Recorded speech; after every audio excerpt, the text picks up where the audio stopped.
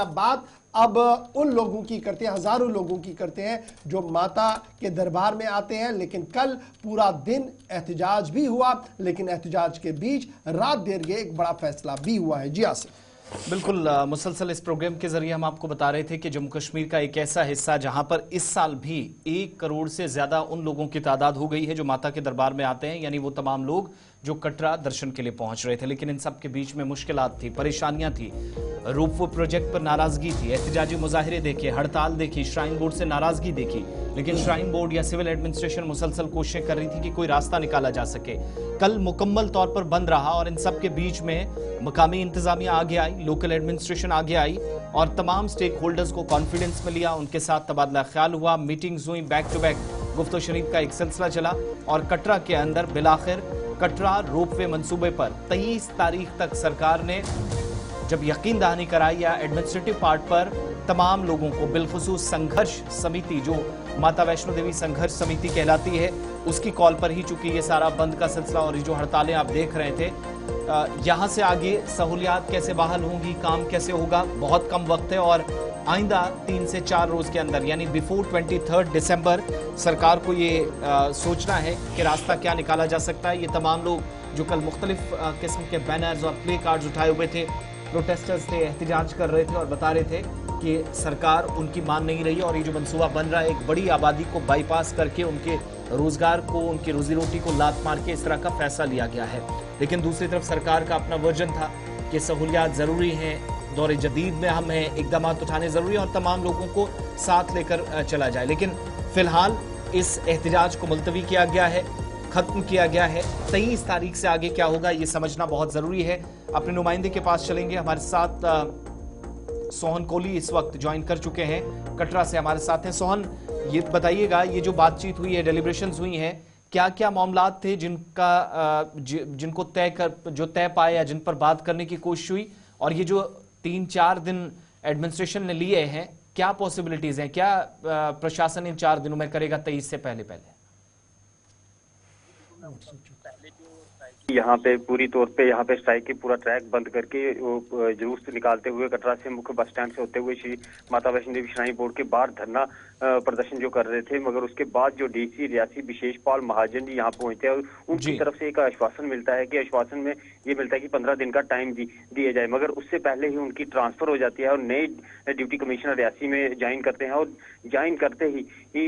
फिर से एक बार जो है वो जो ये लोग स्ट्राइक पे आते हैं और धरना प्रदर्शन करते हैं। कल जो कि पूरी तरह से घोड़ा पिट्ठू पालकी रेडी दुकानें सारी बंद करके जो कि एक स्ट्राइक तौर पे टोकन स्ट्राइक पे ये उतरे थे और श्री माता वैष्णो देवी जो ट्रैक है, माँ वैष्णो देवी का ट्रैक है, वहां से जुलूस निकालते हुए शालीमार गार्डन से होते हुए मुख्य बाजार से जो श्री माता वैष्णो देवी हेड ऑफिस है उनके बाहर में धरना प्रदर्शन कर रहे थे। और शाम के वक्त जब डिप्टी कमिश्नर रियासी जो कि यहाँ पहुंचती हैं और उन्होंने साफ तौर पे ये कहा कि एक मीटिंग लिस्ट एक होल्डर जो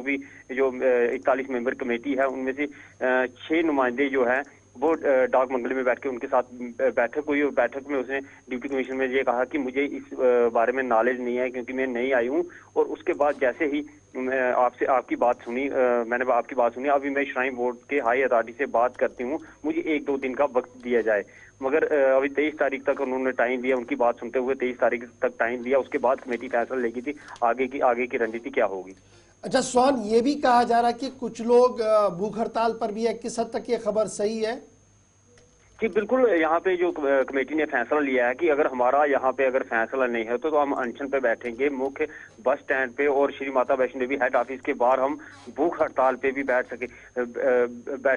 जब तक हमारा मसला हल नहीं होता है। तब अगर तक हम 23 तारीख तक आइस ब्रेक नहीं होता है, जिस तरीके से कहा जा रहा है कि एक तो 2 बड़ी मेजर डिमांड जो सामने आई है, एक ये जो 4 लेनिंग वाला मामला है इसको भी रोकने की बात हो रही है और रोपवे वाले मामले पर भी सवाल पहले से ही बना हुआ है। तो क्या ये पॉसिबल है कि जो बड़ा मंसूबा कटरा तक ले जाने का है, 4 लेनिंग वाले मामला, इसको रोका जा सकता है कहीं पर? क्या आपको लग रहा है कि एडमिनिस्ट्रेटिव इतनी इफेक्टिव हो जाएगी कि इस एहतजाज के बीच इसको बीच रास्ते में ही रोक दिया जाएगा? जी बिल्कुल, मैं आपको बता दूं कि ये लोग यहाँ पे माँ वैष्णो देवी ट्रैक पे जो काम करने वाले हैं, घोड़ा पिट्ठू पाल की जो दुकानदार है, जितने भी स्टेक होल्डर हैं यहाँ पे काम करने वाले हैं, उनके साथ एक आदमी के साथ 5 फैमिलीज जुड़ी हुई हैं जो यहाँ पे काम करके अपनी फैमिली पालती हैं। और ये कहीं ना कहीं उनके दिल में ये ठेस पहुंच रही है कि अगर जो 6 लेन की बात की जाए, 6 लेन का जो प्रोजेक्ट है वो IMS इंटर मॉडल स्टेशन तक ही था, मगर ये ताराकोट मार्ग जो नया मार्ग बनाया, एक तो आस्था जो हिंदुओं की आस्था है वो कहीं ना कहीं खत्म होती हुई नजर आ रही है, क्योंकि उस रास्ते में सिर्फ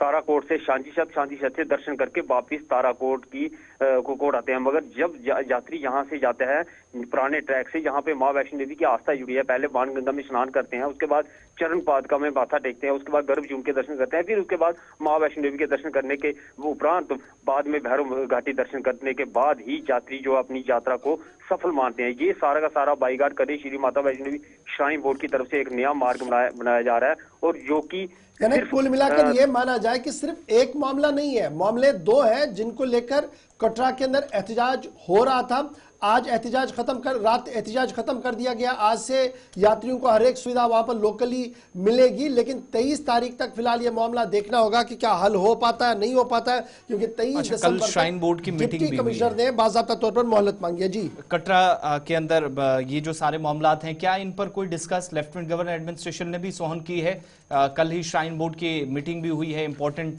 कुछ प्रोजेक्ट्स हैं जिनको हरी झंडी दिखाई गई है, वहां कोई खबर है? क्योंकि नोटिस में मामला तो है, लेकिन कोई डिस्कशन हुआ है वहां पर? जी बिल्कुल, इन्होंने जब स्ट्राइक की थी उनका ये साफ तौर पे ये कहना था कि आज बोर्ड मेंबर जो श्राइन बोर्ड के बोर्ड मेंबर है उनकी बैठक भी है, हो सकता है कहीं ना कहीं हमारी बात उठे और हमारा भी कहीं ना कहीं स्थायी हल निकले, मगर ऐसा श्री माता वैष्णो देवी श्राइन बोर्ड की ओर से कोई भी जो हाई अथॉरिटी के लोग हैं, कोई भी इनसे बात करने के लिए नहीं पहुंचा। मगर लास्ट में जब शाम को 5 बजे के करीब डिप्टी कमिश्नर रियासती जो कि यहाँ पहुंची, उनसे बात करने के लिए उन्होंने 2-3 दिन का टाइम लिया, 23 तारीख तक टाइम लिया, उसके बाद जो कमेटी फैसला लेगी तो चलिए, बहुत शुक्रिया सोहन कोहली हमारे साथ ज्वाइन करने के लिए। फिलहाल एहतजाज खत्म, 23 तारीख तक दोनों तरफें जो है इंतजार करेंगे। एहतजाजी मुजाहिरा करने वाले, इंतजामिया कोशिश करेगी कि किस तरीके से इस मसले का हल करें। फिलहाल लग रहा था कि सिर्फ रोपवे वाला मामला है, रोपवे के साथ साथ जो सड़क निर्माण का काम है उस पर भी सवाल अवाम की तरफ से उठाए जा रहे हैं। देखना होगा कि यह मामला किस तरीके से अब हल होता हुआ नजर आएगा।